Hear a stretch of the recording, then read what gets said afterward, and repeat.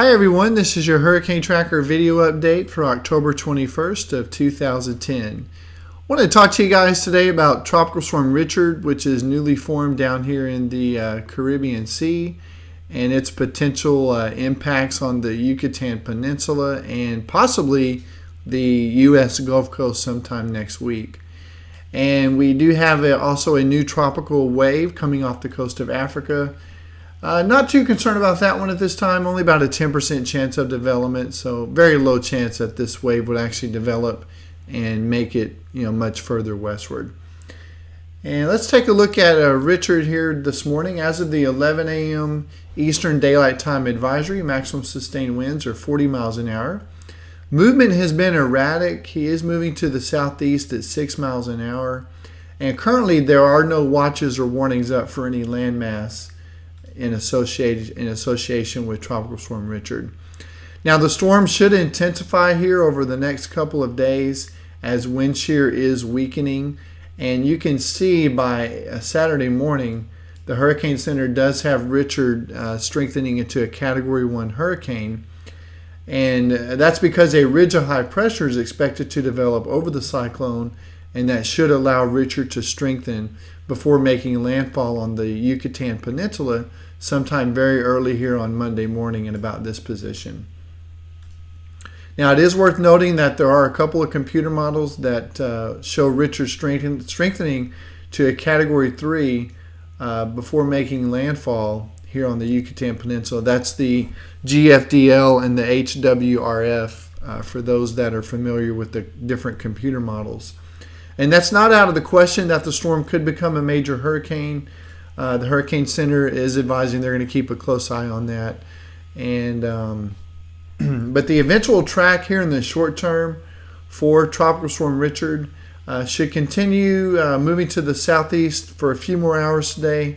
And then there's a high pressure ridge that's going to be building here over the Gulf of Mexico and the western Atlantic, which is going to cause the storm to turn to the west, and then the west-northwest, and then northwest towards the Yucatan Peninsula.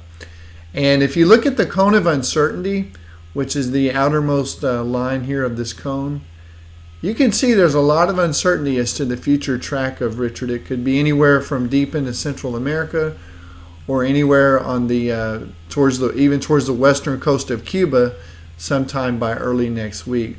But right now, the Hurricane Center is expecting a impact as a weak to moderate tropical storm here over the Yucatan Peninsula early next week.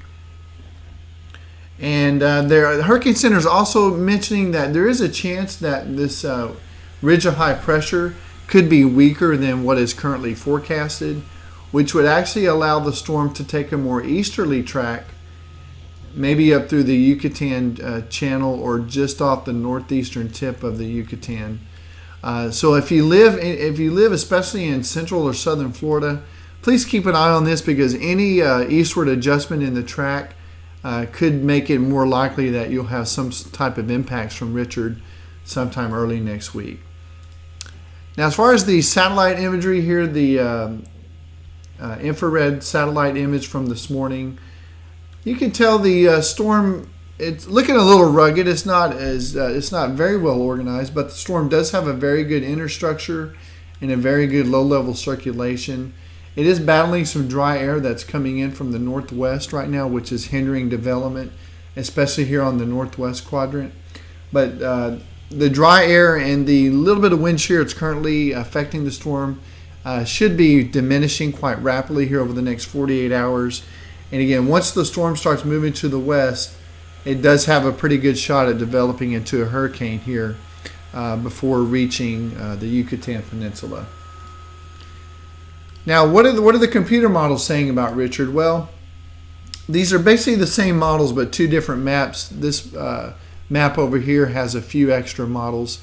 But if you look, basically all of the computer models take the storm into the Gulf of Mexico in some fashion or another. A couple of the computer models are buying that the ridge is going to be weaker, and the storm will take a track up through the Yucatan Channel and then swing to the northeast and impact South Florida, while three of the other computer models do show it impacting the Yucatan Peninsula and entering out here into the south central Gulf of Mexico. Now, a very strong band of upper level winds will be present in the Gulf of Mexico next week, blowing here from west to east. So if Richard does eventually make it into the Gulf of Mexico, there is a good chance that very strong upper level wind shear could actually rip the storm apart and cause Richard to be on a weakening phase as it is entering into the Gulf of Mexico sometime early to middle part of next week. So basically, if you live anywhere here, let's say from Louisiana eastward along the Gulf Coast through South Florida, definitely pay close attention to the future track of Richard, as anywhere in this region could have a direct impact from Richard, even though it may be on a weakening trend if it's going to be affecting landmass next week. It is definitely something to keep an eye on, as we've had some October surprises before from the tropics.